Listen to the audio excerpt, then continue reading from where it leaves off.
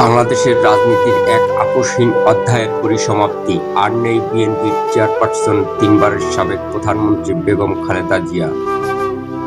মঙ্গলবার ভোর ৬টায় রাজধানীর এভারকেয়ার হাসপাতালে শেষ নিঃশ্বাস ত্যাগ করেন তিনি। সকাল ৯:১৫টায় কান্নাজড়িত কণ্ঠে মৃত্যুর সংবাদ নিশ্চিত করে বিএনপি মহাসচিব মির্জা ফখরুল ইসলাম আলমগীর।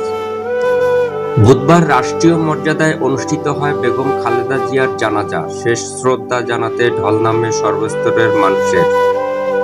জানাজা শেষে শহীদ রাষ্ট্রপতি জিয়াউর রহমানের কবরের পাশে শায়িত করা হয় আপোষহীন এই নেত্রীকে। লিভার সিরোসিস সহ নানা জটিল রোগে দীর্ঘদিন ভুগেও হার মানেননি তিনি। হার্ট ও ফুসফুসের সংক্রমণ শেষ পর্যন্ত কেড়ে নেয় গণতন্ত্রের মাকে।